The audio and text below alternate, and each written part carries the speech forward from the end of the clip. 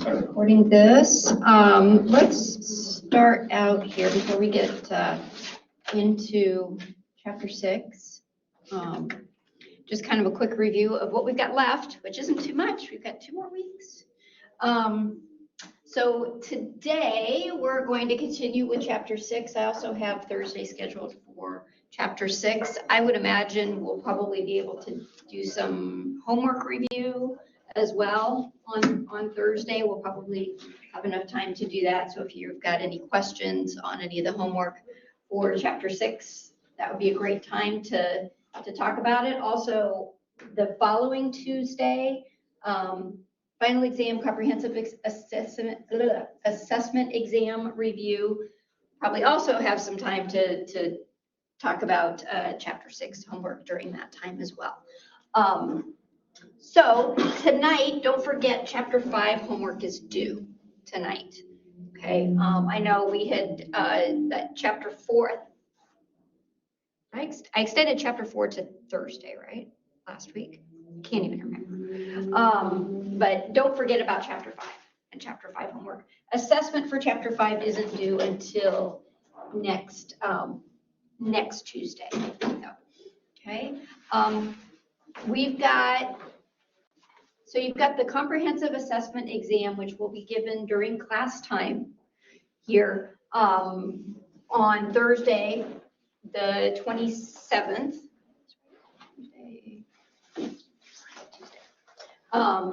So it's an hour long in class. For those of you who are virtual, you'll be doing it while you're in class as well. So, and I'll have you turn your cameras on like we did for the midterm. So just kind of a heads up for that.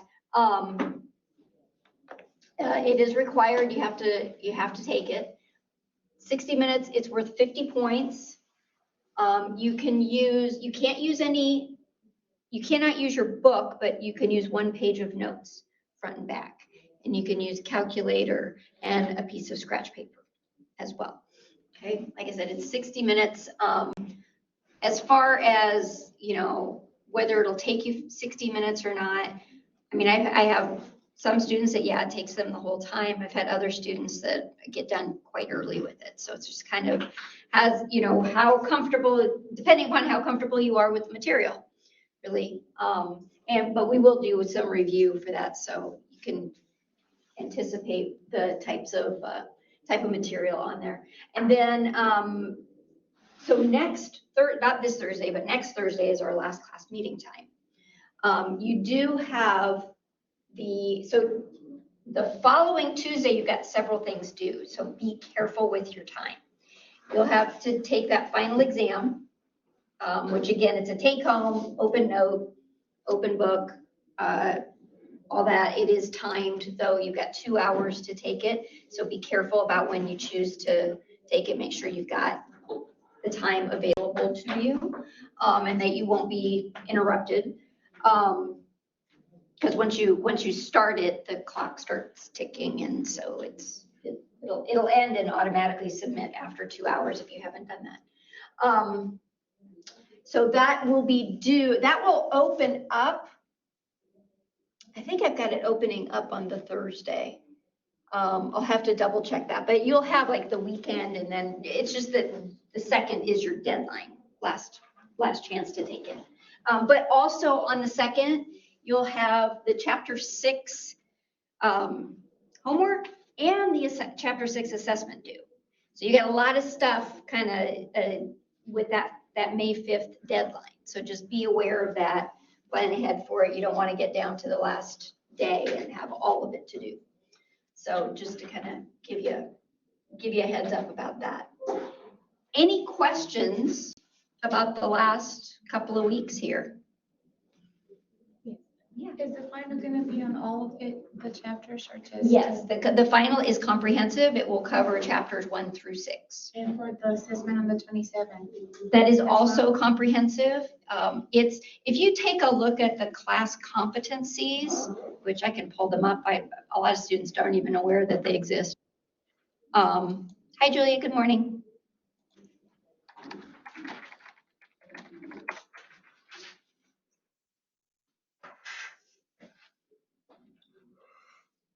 there's another way to get here, but this is close enough. Oh, and by the way, so the fall schedule is up, summer schedule. If you're taking classes, make sure you get registered.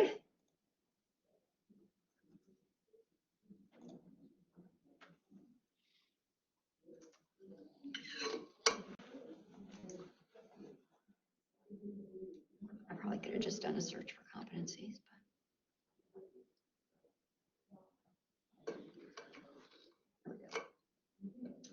So there are, I don't know if you've ever looked at this before. Make it bigger. Each class has a list of competencies, the things that we are to cover in the class, the topics that are to be discussed. So the assessment follows very closely with these competencies. But in addition to that, I get a little bit more specific with the review material. Okay, so because this is pretty broad. And it's not necessarily that each of the points under the major topics are covered, but focusing on those major areas. So, describe the general job duties of the payroll professional. Any types of questions under that. So anyway, and for all of your classes, you've got these, they're listed on there. So if you're ever interested and see, look, I mean, it's massive, all these competencies for this class. So like I said, focus on the numbers, well, the main numbers, those really should be letters under here. Except for that one, computerized payroll practice set. That's kind of part of your homework that you do with some of those assignments. Let's see. Yeah. So just kind of an FYI that is there. But like I said, we'll go through with the review day. We'll go through in more detail about what to expect with that class or with both of those exams.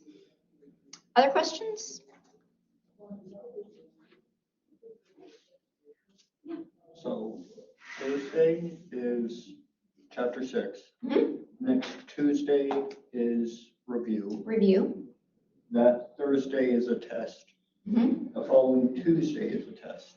The following Tuesday is when that test is due, but you won't come in here because you get to take it on your own. It's just that's like the final, and that's the final due date for all assignments as well. Remember those homework assignments, you could still do them late, but you would be docked 25%.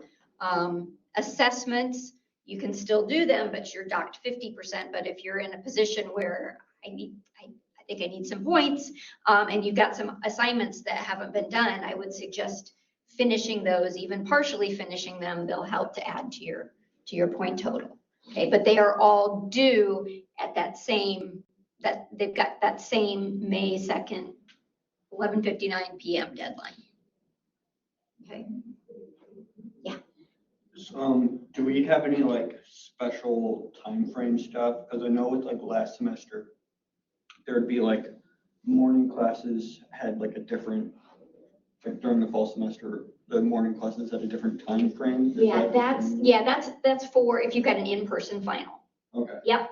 But because we're going to do yours is, I always have allowed that open notes, and so it kind of occurred to me, why am I forcing all of you to come in? You could do it on your own with those open notes. Yeah.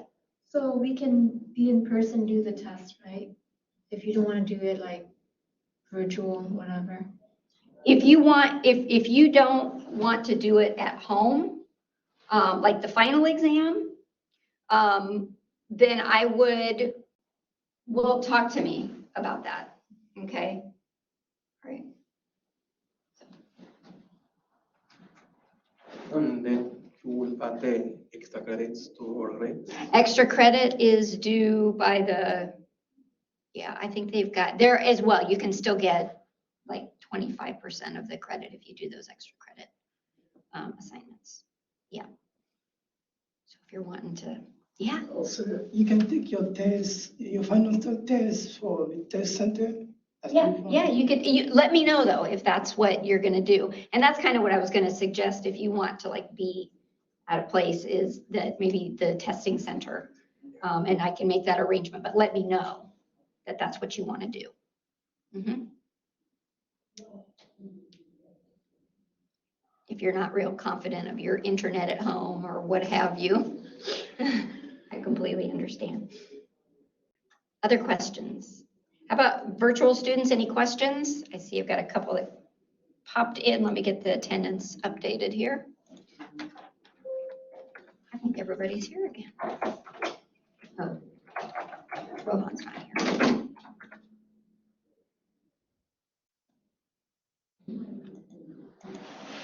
See, no questions. Okay, cool. So in person, last day will be 27th, Mm-hmm. Yep. and just today for the second. Mhm. Just wanted to confirm, because I Yeah. don't want to come on the second. And Yeah, then- yeah, exactly. Yep. Yeah. Other questions? All right, let's get into chapter 6 here.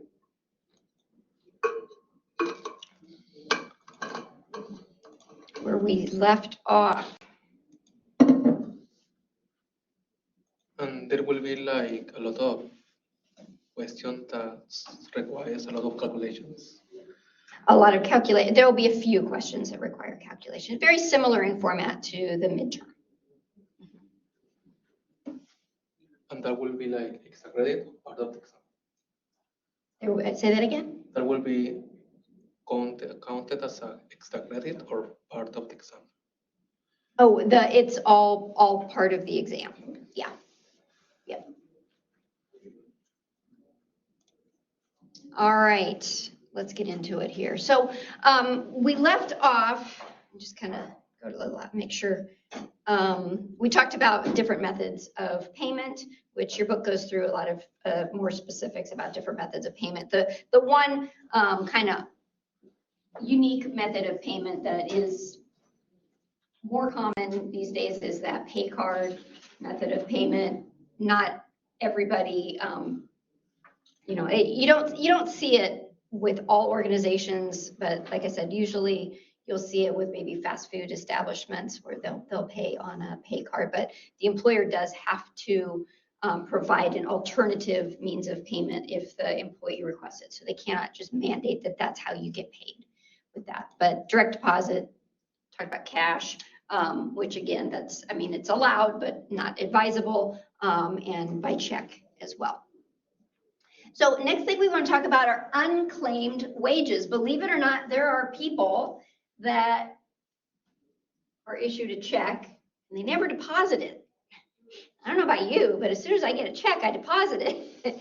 But there are individuals that will actually end up not depositing their checks. Well, what happens with that money when it's not been deposited? So employers are required to make multiple attempts at contacting that employee to make sure, maybe if they mail out checks, maybe it was mailed, they've moved in the interim and didn't leave a forwarding address or something of that nature. And sometimes it is kind of hard to track people down depending upon the industry. If we're talking about an industry where there's a lot of turnover and people are moving all over the place, sometimes it's really hard to find them. Employers cannot just then reclaim that money. Okay, so if you're an employer and you have issued a paycheck, say I paid Daniel here $200 8 months ago and he's never deposited that check, and I cannot find him. I've tried multiple times. I can't just say, okay, well, that's my money now again. I'll just take that $200 back and be done with it. That's not how it works. Although there are employers out there that will do that. But according to the law, that is not what they are supposed to do. What they're supposed to do after they have made these multiple attempts, and after it's been, I think, about a year, they have to then turn that money over to the state. Every state has their unclaimed funds account. And it's not just for wages, it's other types of payments as well. So if you've paid a vendor for something and they've never cashed a check and you can't locate them and you can't find them, those funds have to then be turned over to the state. These are unclaimed wages. And a sheet, I don't even know how to pronounce that, laws of a sheet. So as I mentioned here, so you've got to exercise due diligence, make those repeated attempts at locating the individual, send a certified letter to the employee's last known address. Why certified? Well, you'll probably get that letter back and you want to be able to show that you sent it, you made this attempt, and that verifies when it was mailed, and all that, just for documentation purposes. Within 1 year, the money has to be surrendered to the state. State then holds the funds until the employee or the employee's heirs claim the funds. If the employee has passed away, then their heirs or their estate would be entitled to those funds. In Iowa, and if you ever wanted to look up, I always have students do this, they're always kind of interested to look up on their own to see if there's any money out there for you that's waiting. So it's called the Great Iowa Treasure Hunt, I believe is what it's called. And there is a website. This is for unclaimed property. Make this a little bit bigger here. And you can search for your name. Or if you own a business, search for your business's name. So, for example, let's see. Murphy. My full name's not Murphy, but there is a Kelly Murphy in Dubuque, Iowa, that has some money owed to him or her, I guess. Nobody in Ames with that name, though, unfortunately. So it's a list of, and I don't think they list. They give you general guidelines of how much it is. If it's under 100 or over 100. What was the name? I just put my name. No, Great Iowa Treasure Hunt. So like state refunds as well. You look it up there. Any amount that has been turned over to the state as unclaimed would then be listed on here. Now that doesn't necessarily mean that there isn't money out there for you, because it has to have been turned over. The information has to have been given to the state for that. But it's just called the Great Iowa Treasure Hunt. Great Iowa Treasure Hunt. So take a look, see if anybody owes you any money. But that's where then those funds would be submitted for those unclaimed wages. So I know we're all accountants. We pay attention to where our money is and where it isn't. So, but there are people that don't pay attention to that. Okay, so we're going to get into those journal entries now and the recording of the journal entries. And remember, I said there are a series of journal entries that are made with regard to recording payroll in the accounting system. And the first couple of entries are triggered by the actual payment to employees. And there are two journal entries that occur at that point. So on payday, there are two journal entries that are going to be associated with that particular transaction. So we're going to record the wage expense of the employer.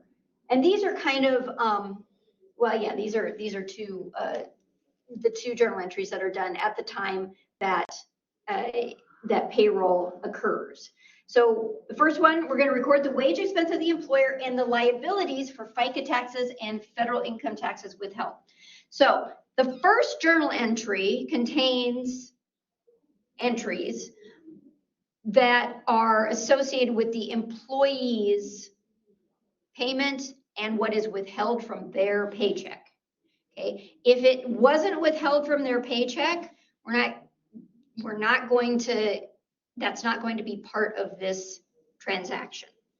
Okay, and recall so we're going to use debits and credits here. Debit just simply means left, credit means right, and those debits and credits for each journal entry have to balance the total of all of those. Even if you've got one entry on the debit side and 300 entries on the credit side, all those 300 have to equal whatever that debit was, right? The second journal entry that is done at this time records the employer's payroll tax expense. So all of those taxes that the employer is responsible for. Remember, the employer is going to be paying half of the Social Security and Medicare tax. Also, the employer is going to have to pay FUTA taxes and SUTA taxes, right? So anything that is the responsibility of the employer is part of that second journal entry. The format for these are standard. The individual accounts may differ depending upon the organization and what types of accounts are being used. For example, if you, like I had mentioned last week, it's advisable to be specific about the account names. So don't just say wages expense, or salaries expense. You want to break it down into the different departments, right? So accounting wages expense, purchasing department wages expense, that sort of thing. So when I say it could, the format is the same, but the individual accounts could differ, it's going to depend upon the organization and what accounts they like to use. So every time a paycheck is issued, so that's the trigger. Paycheck is issued, we're going to make both of these journal entries. Every time a paycheck is issued, these are both made. Even if it's, say you've got an employee and they've been terminated and you're in a state that requires you to pay them that day, that is a payroll, even if it's one employee. You've got, anytime you pay an employee a paycheck, these two journal entries have to be made. Okay, so let's take a look at what they look like and where we get the information from. All right, so this looks a lot like a payroll register, doesn't it? We've got employee A and employee B. So we've only got two employees here, but this is the payroll register, okay? The debit, the left side, is going to be the gross payroll amount. So you're only going to have one line for the debit side of the transaction. And it's always going to be the gross payroll amount. And it's going to be whatever that total gross is. So for here, we've got two employees, but we're going to use this gross payroll amount for that debit. Now, the other columns that we have here, Social Security, Medicare, federal income taxes withheld, state income taxes withheld, insurance. Okay, so we've got a deduction, a voluntary deduction here as well for insurance. And then we've got a net payment. This is the actual paycheck that the employees are getting. If you add up all of these from OASDI to the end, they're going to equal the gross amount. Because all we're doing is subtracting these amounts, right, from that, and then whatever's left over is what the employee gets. So that first journal entry can be extracted right here from the payroll register, the employee. So let's take a look at what that would look like. These aren't lined up. This bugs me. These should be lined up. In fact, you know what? We're going to do it ourselves. I don't like that. All right. So remember, we've got our debits, credits over here. So our first one, wage expense. It's an expense. Expenses, AED. Expenses are debited to increase them. So that is our gross payroll, that 1845 that came from here. All right. So 1845. All the rest are going to be credits here. Okay, so we've got, and again, how the employer names these may differ slightly, but these are quite appropriate names here. FICA taxes payable, OASDI, remember payable is a liability. We're gonna have, it's something we owe to somebody else. It's been deducted, withheld from the employee's paycheck. We're gonna have to send it off to the IRS, right? So our first account, and back again to our register. So federal taxes payable,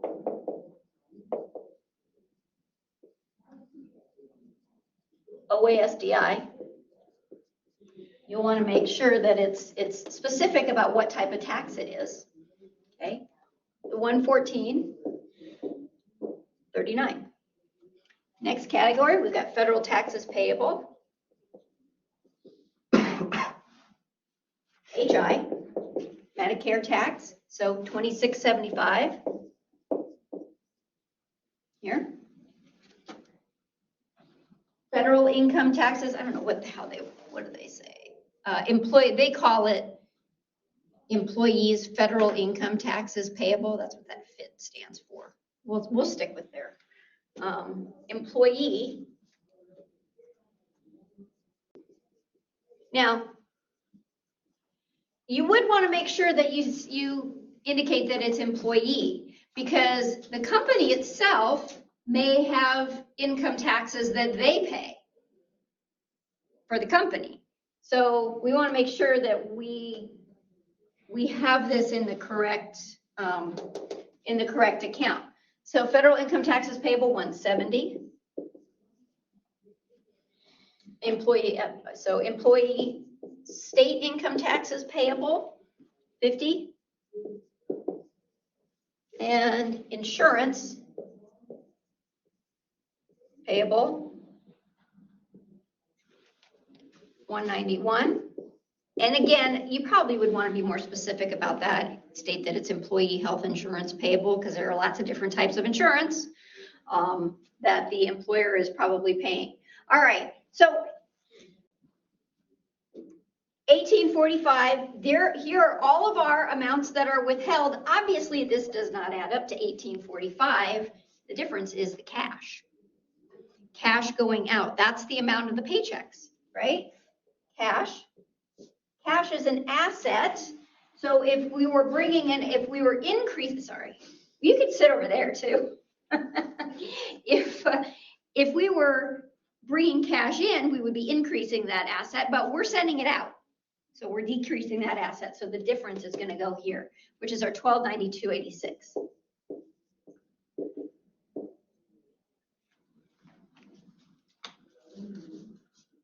So you can see how all of this information from the payroll register is then used to create this, these journal entries. So this is journal entry number 1. Yeah, yeah, there are multiple journal entries. And again, we could have all sorts of, we could have garnishments as well, garnishments payable. We could have, different types of insurance. This is health insurance. Maybe we've got vision insurance. Maybe we've got dental insurance that the employee is contributing to. But any amount that the employee is paying through their paycheck is going to be in this first journal entry. Questions about this first one? Yeah. So sometime in the cash place, you can put a salary pay on your salary payable, because you can put over there if you have no specific and what, because Like different departments, yeah. Yeah, you could just put it under salaries payable, wages, not payable, expense. If it's payable, it means that we are, and we'll get to salaries payable when we talk about the end of period adjustments. Because remember, that payable, it's going to be something we're paying in the future. We owe the money. But here, we've actually paid it. The transaction has happened. We've paid it. now we have to record it in the accounting system. So that's journal entry number 1. Other questions? So cash means like it can be money order, checks. Yeah, I mean, whatever, if it's a check, it's still gonna be cash because it's cash coming out of the business, right?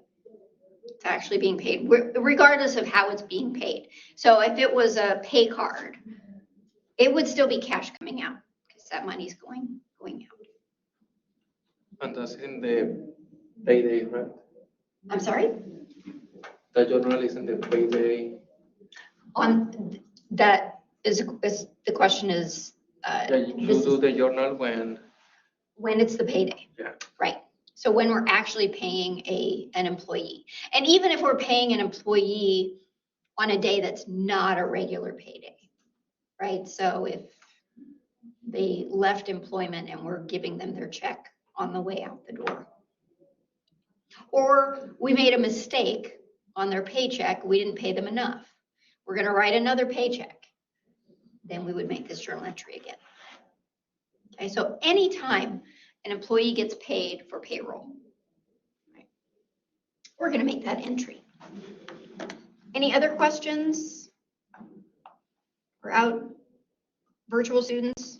I mean, you're not virtual, but you're attending virtual. My AI students. Okay, so that's journal entry number 1. Remember I said there's 2 journal entries that have to occur. The second journal entry has to do with what the employer owes, the employer's share of payroll taxes that are related to that same payroll, right? Remember, so the employer has to pay an amount as well.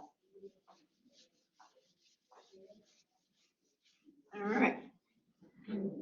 So this is, again, this happens at the time of payment, of employee payment. And again, we're gonna get the information from the payroll register. So this is just kind of an extension of the payroll register. If you can imagine that this is, at least this part is maybe it's extended over here on the right-hand side of the other information. So we've still got the same employees here, their gross pay, FUTA wages. So there might be a column here for, to indicate which of these wages, how much of these wages are actually subject to FUTA tax, how much are subject to SUTA tax. So you can see here, employee A is obviously already over the $7,000 because none of his wages or her wages are subject to FUTA taxes during this payroll. And only 800 of that 1,000 are subject to SUTA taxes. So they've now in this payroll exceeded their SUTA wages. Employee B, it looks like only 615 are subject to FUTA taxes. So we can tell how much they've been paid, right, for the whole year based on that information. And then for their SUTA wages, it looks like all of them are subject to that. The amounts that we're concerned about for our journal entry are these totals down here. So FUTA wages and then the tax 369. If you did the math, 0.06% or 0.6%, sorry, of the 615 would be the 369. 4606 for SUTA taxes, Social Security taxes, and Medicare taxes. Notice those are the same as the amounts that were in the first image, right? Because they're going to be equal here to what the employee owes, the 114.39 and the 26.75. So again, all this has all of the information that we need. Now, the only difference is they haven't already, the debit part of that is going to be the sum of all of these amounts, and they haven't really given that to us in this. We have to do the math. So let's start out actually with the credit side of this journal entry. Again, we're gonna have payables. We've got amounts that we are gonna have to set aside and pay to, well, to the IRS and to the state. So we've got FUTA taxes payable. And here's our debit, credit, payable of $369. For credit, we've got SUTA payable, $4606. And we've got federal, what are they naming it here? Same name. Federal payable OASDI, and federal tax payable HI. So again, 114.39 and 26.75.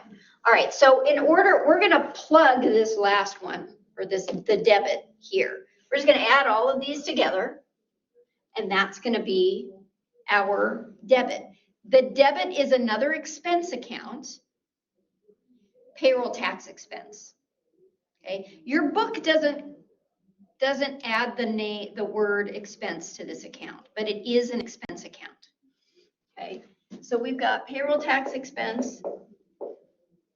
And again, these are the amounts, this is the expense that the employer has to pay. This is their responsibility. So if we add up all of these,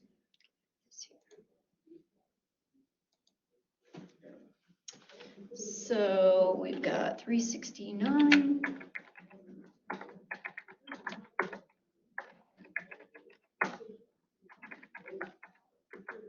$190.89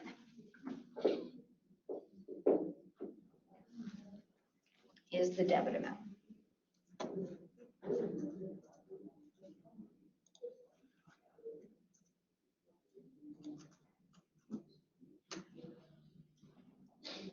So again, it's not lining up. But these would all be the credits here and the debit there. So both of those are the journal entries that happen when an employee is paid. So if we have, let's play around a little bit.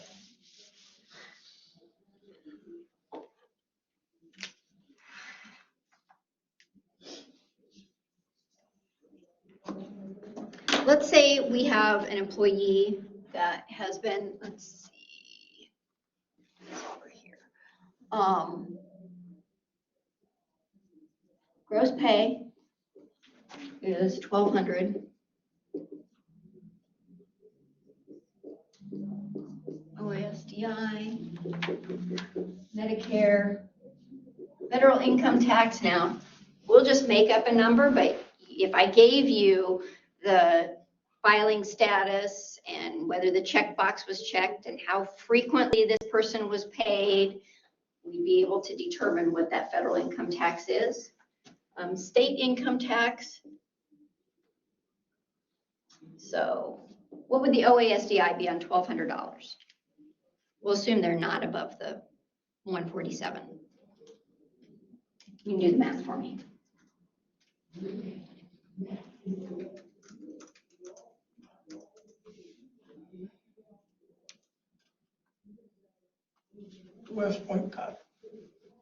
How much? 12.4. 12.4. $12? No, 12.4. I want with the OASDI. Tell me what. 200, yeah. 200? 200. 1,200 times what percent? What's the employee paying? 6.2%, right? How much? 74.40. What's the Medicare tax?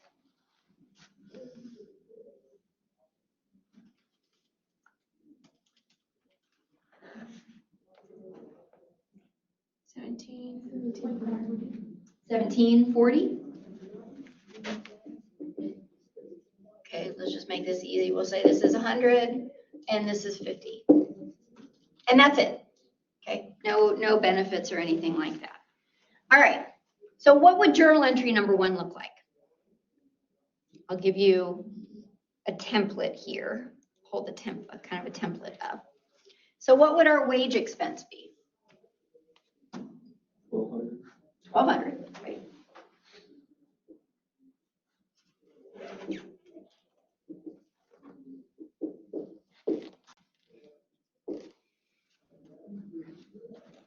What's next? OASDI. Okay, so the OASDI payable, we'll just call it OASDI payable. Debit or credit? Credit. Right. Next one. HI, HI. 1740 credit, all payable. And 1740. Credit. Next one. Fit, Debit or credit? credit, Mhm. and fit, payable, credit, 50. Okay. Do we balance? No, we don't. We need to have another credit, don't we? So what's the account that we're going to credit? Cash, right? For how much? 958 and 20 cents.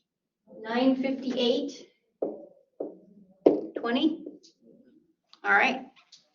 If we add all of this up, we should equal 1,200. So that's the first journal entry there. Out of space. But sorry, you could sit over here and you can see it. Second journal entry. So this is the first one. Second, I'll show you the template again.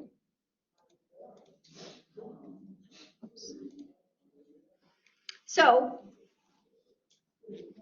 let's assume this is the first pay of the year. Okay, so they're subject to FUTA tax, and the SUTA rate is 5%. Okay, so the next journal entry, we're going to have to calculate first off how much in FUTA taxes and how much in SUTA taxes. So for FUTA taxes, how much is that going to be?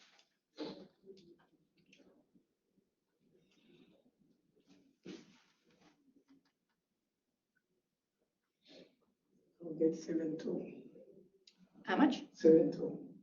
$7 and No, 7.2. seven? No, 7.2. 72? Yeah. No, Uh, sorry. What is the percentage for credit? 12. Well, it's FUTA tax.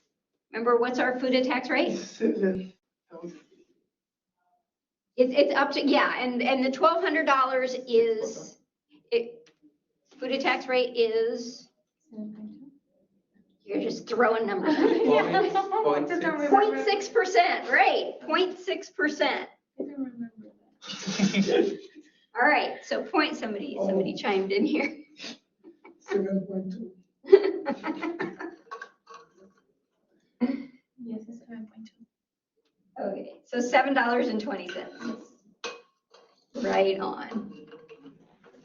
All right, so FUTA tax is $7.20. What's our SUTA tax gonna be?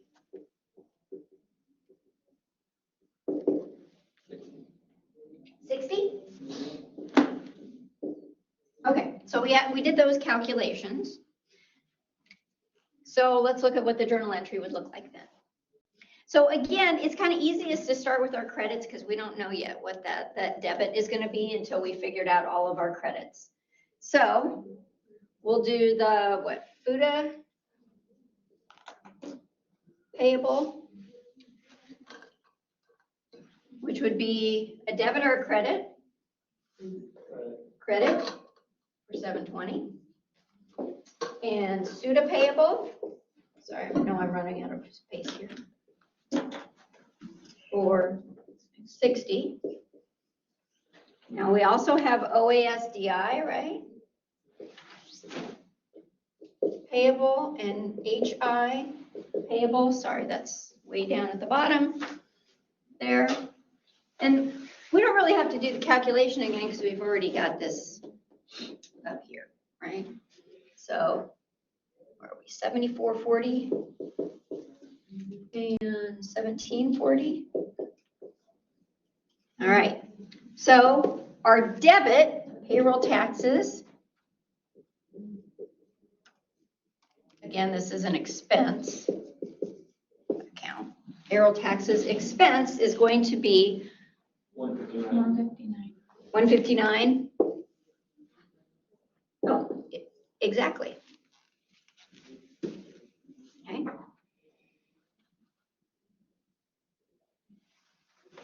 Make sense? All right. So those are the entries that happen at the time that the employee is paid. Okay. Other questions?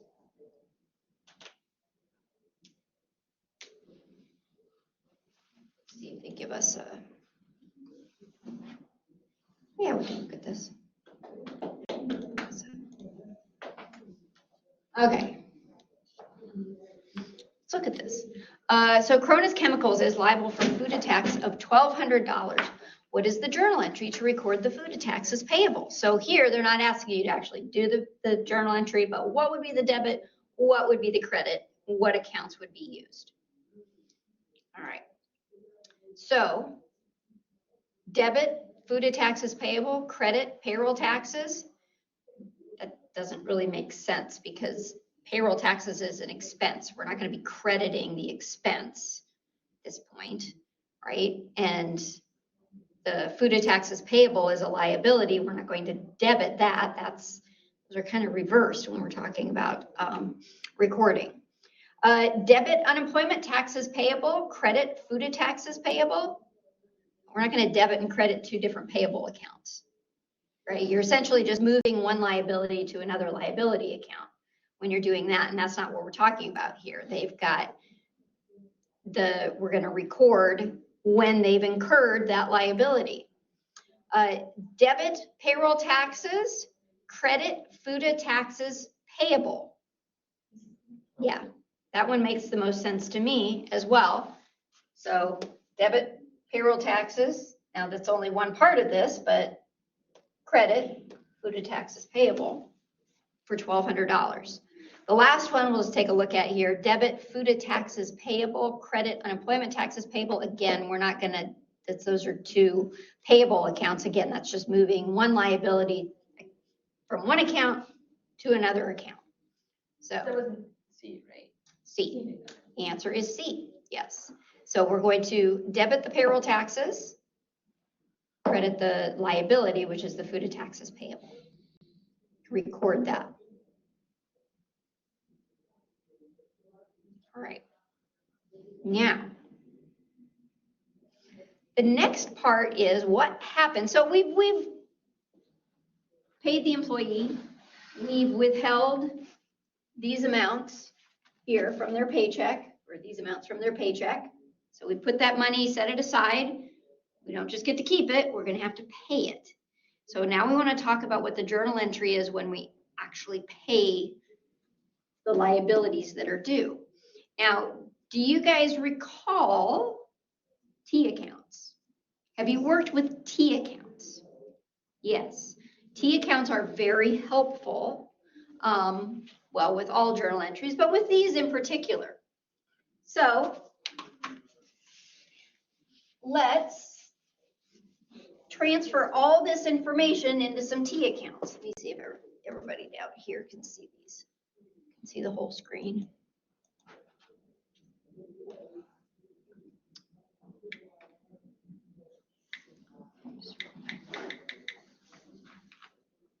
Okay. So we're going to transfer all of these into our T accounts. Remember, we need, that's just our general ledger account. but this is transferring it to that general journal. So we're gonna have a T for each of these individual accounts. So we got wage expense, we got OASDI payable, but we got 2 entries for that account. We got one here and we got one down here. Medicare taxes payable, HI payable, again, that's a separate account, but we got an entry here and an entry here. So we've got 2 entries for it. Federal income taxes payable, state income taxes payable, cash, and payroll tax expense. So we've got several accounts here that we have to make T accounts for. So we've got, I know this is kind of, so wage expense is our first one. With the T accounts, just like with our journal entries, left side is debit, right side is credit. So if we debited it in our journal entry, we're going to debit it in our payroll or our T account. All right, so we've got 1,200 here. And these T accounts may have balances already in them. They may have other entries that have already been entered into them. In this case, we're not going to do that. So that's wage expense. And then we've got OASDI payable. And I'm going to just check these off once we've entered it. So that one's done. OASDI payable, this was a credit. So it's going to be a credit on our T account. So 7440. That one's done. HI payable. Here's our T account. Again, it's a credit, so 1740 over here. Check. Federal income taxes payable.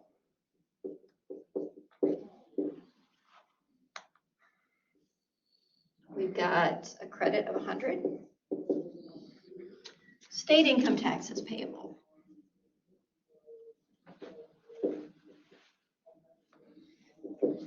$50. Forgot to check those off. And we've got cash. Hopefully we had a debit balance in there before, because otherwise we're in the hole. But $958.20. Okay, so we've entered all of those. Now we'll go to the next journal entry and we'll transfer all of this as well. So payroll taxes expense.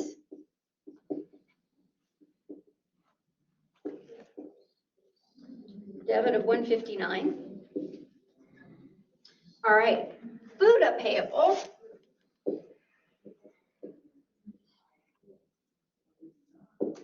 And we'll have SUTA payable.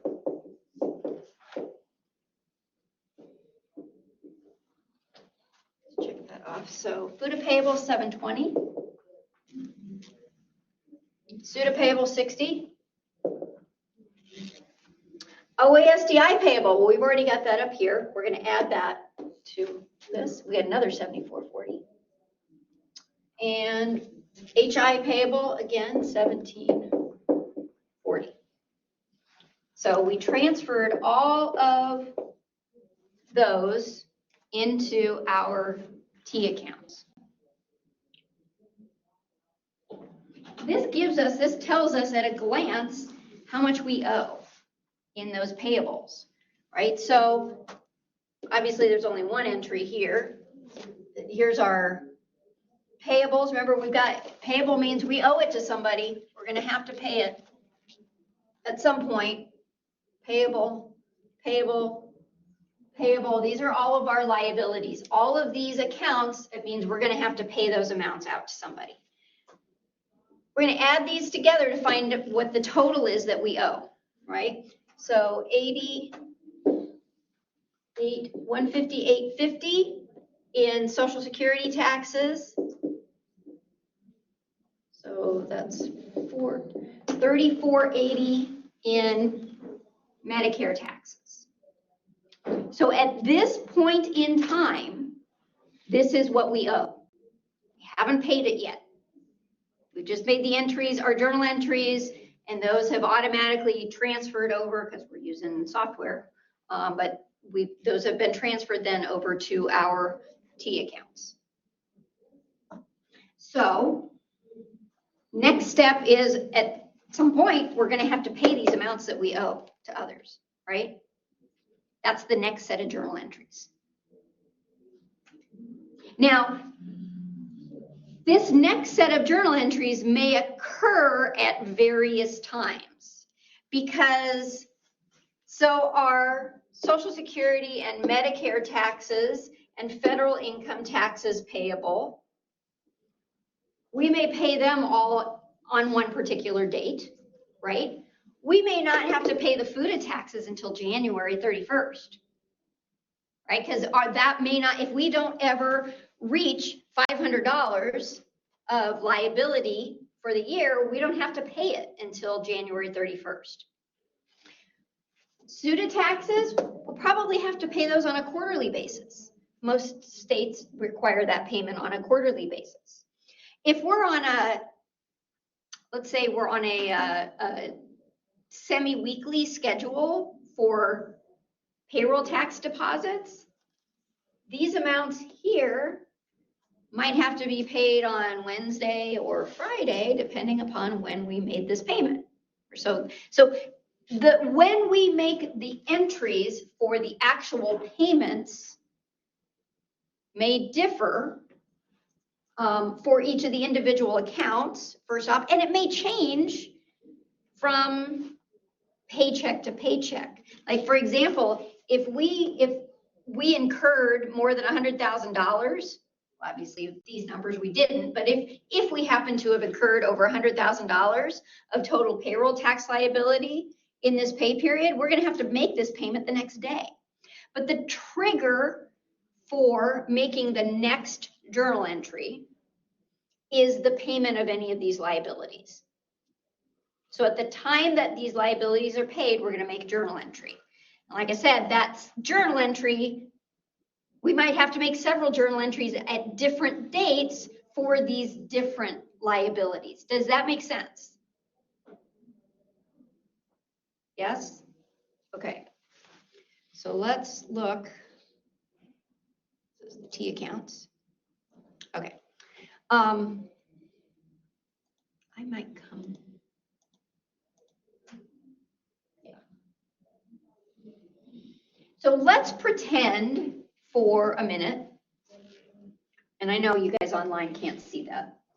Let's pretend for a minute that well, we're going to pay the OASDI, the HI, the federal income taxes, did they pay the state income taxes? No, not the state income taxes yet. We're going to pay the SUTA taxes. So now we're going to have to do a different journal entry. Okay, so I'm going to erase these. And this journal entry is going to be based on the balances that we have in these T accounts. So if we pay, use red to show you the ones that we're going to pay. So we're going to pay this, and this, and this. Actually, I'm not going to pay the SUTA. We'll pay the SUTA differently, but we are going to pay the FUTA. So all the federal amounts are what we're going to pay right now. So the journal entry, what is this? Oh, that's the wrong one. Sorry. Now they call it the deposit. I like to say payment of payroll taxes. So we're going to have some cash that's going out, first off, right? We're going to make a payment of cash. So we know we're going to have a credit to cash of the total amount that we're paying. We're going to have debits to these accounts, to each of these accounts. So OASDI,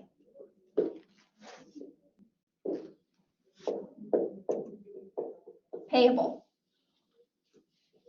Now I know I told you that liability account, a normal balance is to credit it. That's when you're increasing it. But now we're going to decrease this account because our liability is going to go down. We're going to pay that so we don't owe it anymore. All right. So 158.80 is going to be our debit. HI payable for the total amount that we owe, $34.80. Federal income taxes payable, we're going to pay that. $100. And then we're also going to pay our FUTA, which was $7.20. We'll pretend that we did reach that $500 mark, and so we do have to pay it FUTA.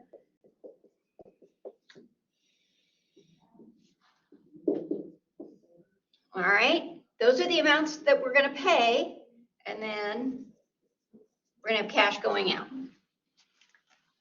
So if we add all of these up, we can figure out how much how much cash is going to go out. 380 cents. 300, 380 cents. 300.80. All right, so we're writing a check or making a deposit to the IRS for $300.80. Now, we also have to then transfer this information into our T accounts. Right? So first one, 158.80 OASDI payable. All right, well, this is a debit, 158.80.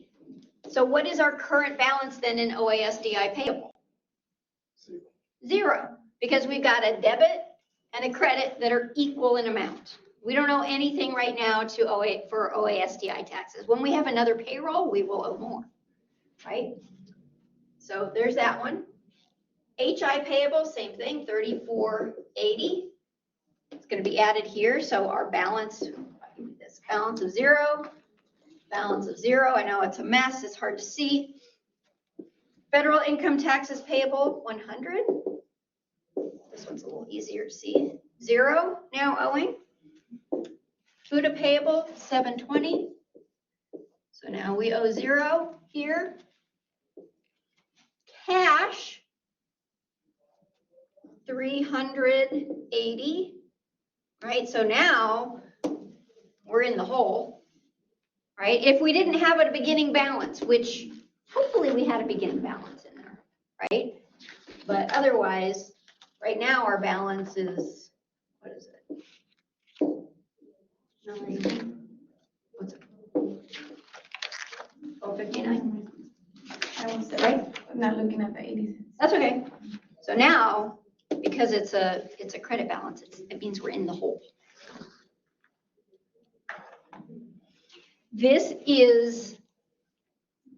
It's the third journal entry that we make. Remember, the first two journal entries we make at the same time. This third type of journal entry we make when we actually pay the amounts that we owe, those taxes that we owe. If we had garnishments that we had withheld as well, we're going to make a journal entry when we pay that garnishment. Right? Say we got child support that we withheld. We'd have a T account up here for child support payments payable. And then when we make that payment, we make a journal entry for that. So the first two journal entries are triggered by the payment to employees. This third type of journal entry is triggered by the payment of any of those liabilities, amounts that we've withheld, or amounts of payroll taxes that the company owes as well. Questions?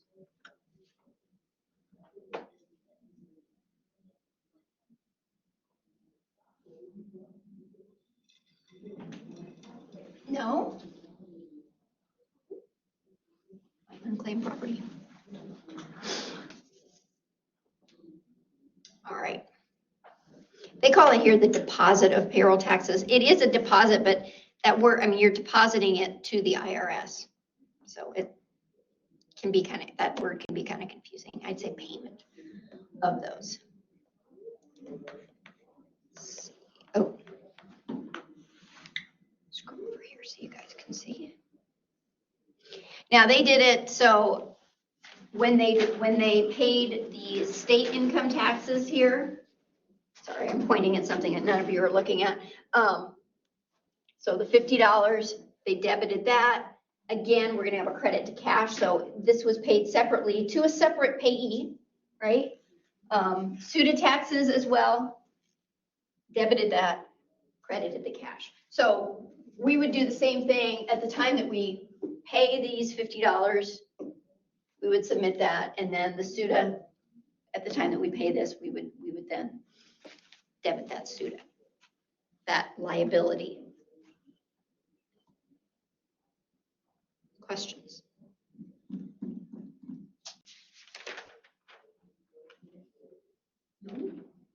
Or you're too shy to say them, or? Now just remind me what you call that. It's like the closing statement or the closing balance? Like when you zero everything, all the accounts down? Well, when you say, of course, this is zero, it doesn't necessarily mean that it's the end of the period. This is just the current balance in this account. But when you're zeroing them out, you usually zero out the income and expense accounts to that income summary account, which then gets transferred to retained earnings. What is it called? I just don't remember if it's closing statement or closing balance or. I'll look You at do the closing entries in order to get rid of the temporary accounts, and then you close them into the permanent accounts. They do have a name, but I don't. Yeah. I'll look into it. I have to for that. Okay. I don't know statement for it, or if it's just like you close them out, like you zero them out. Okay. Yeah, but here I'm not like closing them. I'm just showing you that the current balance is zero because you've got a debit and a credit that's equal. So this is not the same. It's just basically balancing the. It's just balanced. Yeah. Yeah. And you wouldn't, I mean, in real life, it wouldn't have a zero in there. It would just say, 3480 is a debit and 3480 is a credit. And right now there's a zero balance in it. But like with the cash, it's not a zero balance and we're in negative territory unless we had money in there to begin with. Presumably we did. Otherwise our bank is going to give us a call.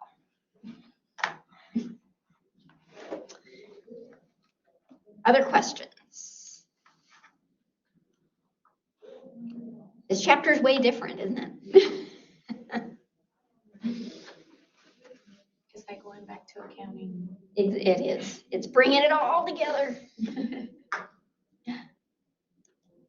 Let's see here. I'm not going to do that.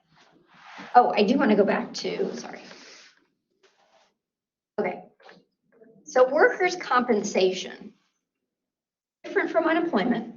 Workers' compensation is, it's an insurance and it's purchased by, or it's purchased from actual insurance companies that sell this type of insurance.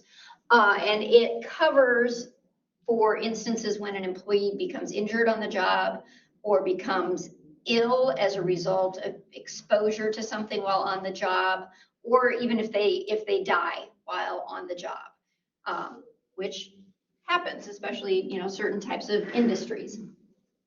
The employer pays it. This workers' compensation expense. Again, just like unemployment, the rates are going to be higher the more utilization you have, or based upon the industry that you're in. Again, construction industry, you're going to pay higher workers' compensation insurance premiums because it's a more dangerous profession than, say, college faculty, right? So it depends upon the risk. Each state has their own laws, but it is, again, purchased from private insurance companies. The premiums, usually what happens is at the beginning of the year, the insurance company will send out a premium based upon last year's information. So at the beginning of the year, the employer is going to pay a premium, but it's going to be based on what happened in the previous year. Of course, what happened in the previous year is not going to be what happens this year. And it's going to be based on a classification of employees. So again, think about construction. Construction industry, there are people that are actually doing the construction. There are also office workers. Chances of an office worker being injured or being killed is a lot less than that of a construction worker. So they're going to have a different rate that they have to pay for those office workers as opposed to the actual construction workers. And so it's the bill that's sent out at the beginning is an estimate of what the insurance company thinks the premium should be. At the end of the year, the employer then sends off information, payroll information, to the insurance company, telling them what actually occurred. It's usually based on payroll amounts as well. So, and as they mentioned here, often calculated based on employment classification, stated in terms of $100 of weekly wages paid to employees. So that's what the premiums are going to be based on. Like I said, it's calculated and paid at the beginning of the year, but then an adjustment is made at the end of the year for what actually happened. When that premium is paid, we're going to debit, it is an expense, and we're going to debit that workers' compensation insurance expense. At the end of the year, those payrolls are audited. If they have to pay an additional amount, then they'll have an additional amount charged to workers' compensation insurance expense. Or if they paid too much at the beginning of the year, they're going to get a credit and they'll get a refund, and then we'll offset that workers' compensation insurance expense. Okay, but that one is done a little bit. The health insurance is kind of done the same way, but it's at the beginning of each month, and it's not based on how worker classifications or anything like that.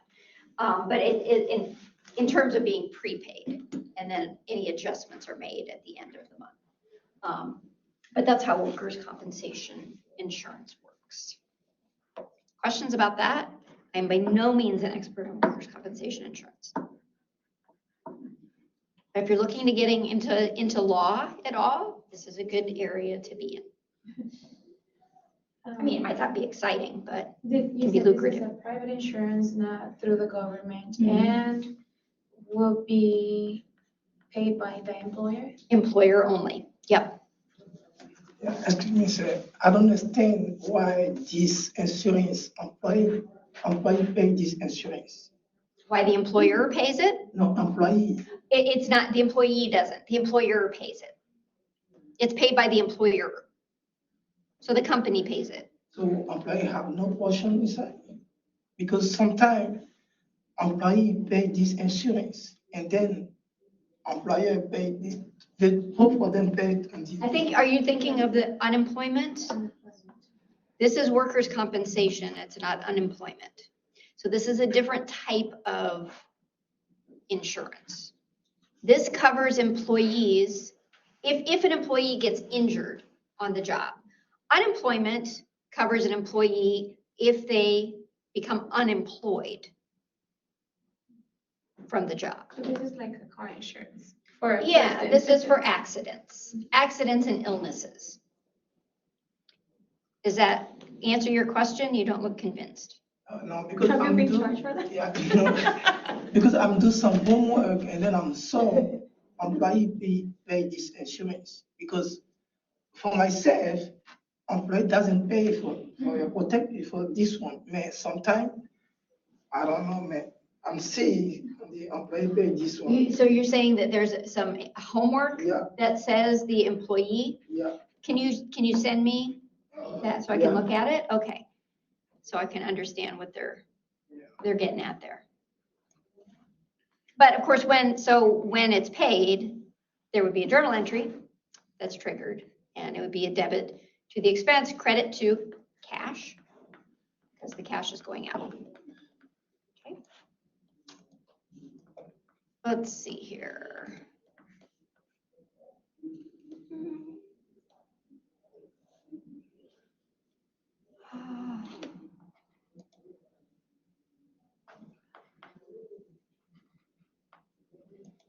Okay, so we've gone through all of these. That's the deposit of the payroll taxes, and we did that here. So let's look at this. An employee's FICA taxes payable is $700. I'm sorry, yeah, an employee. Should be employers. That should say employer. What am I, oh, okay, so an employee, that's a weird, strange wording. Total OASDI for an employee is 700. What amount is debited to the FICA taxes payable OASDI account in the journal entry to record the electronic transfer of the taxes? This wording is strange.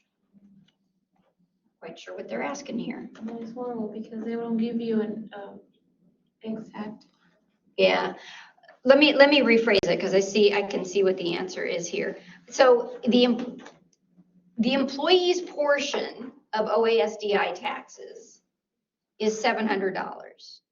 The employer's portion of OASDI taxes is also $700. What is when they make the payment, what is the debit going to be to FICA taxes payable? So if this was 700, this was 700, 1,400, exactly. Really poorly worded. So they're asking about, yeah, each individual has that liability. All right. I tell you what, we don't have too much more in this chapter. We have this last set of journal entries that are done at the end of the period. So end of the period adjustments. And these wouldn't be the only journal entries that would be done at the end, adjusting entries that would be done at the end of the period. There are other types of adjusting entries, and those of you who've taken accounting classes in the past know that depreciation expense would have to be adjusted. Any prepaid accounts would also have to be adjusted, as well as if you're doing a periodic inventory, you would have to adjust those at the end of the period. This is just another type of adjusting entry that would have to be done at the end of the period if there is some sort of difference in timing between our accounting cycle and our payroll cycle, right? So I'm not going to we'll save this for Thursday because I want to do a couple of examples, and there's only like 7 minutes left here. But that's what we're talking about here. So those end of the period, there's no, with the other entries, there was some sort of transaction that triggered it, right? We had to make some sort of payment. We paid the employees, which triggered the first two entries, and then those third set of entries, we paid the IRS or the state or somebody for those taxes that we owed them. So there was an actual payment. There's going to be a cash component to it. For this one, there's no cash component. There's no transaction that triggers it. It's just the date that triggers it, the end of the period. Okay, so if you're an accountant, you would know at the end of the period, I've got all of these different adjusting entries that I've got to make. It's the end of the month, I got to adjust for depreciation, I got to adjust for the inventory, all that stuff. Right? This would be one of them as well. That would be added to the list. Okay. Questions? Okay, so we'll start out with that on Thursday. And that's pretty much, let me see, I think that's it for this chapter. Yeah, pretty much that's appropriate that we end with the end of period adjustments. And then we can talk about any homework. So if you want to start getting into the homework before then, if you've got time. I know you probably, maybe some of you finishing up chapter 5 tonight, I understand that, but other questions as well. All right, you've almost made it. So don't forget to register for if you're taking summer classes or if you're taking classes in the fall. Those are all available to you now to register. All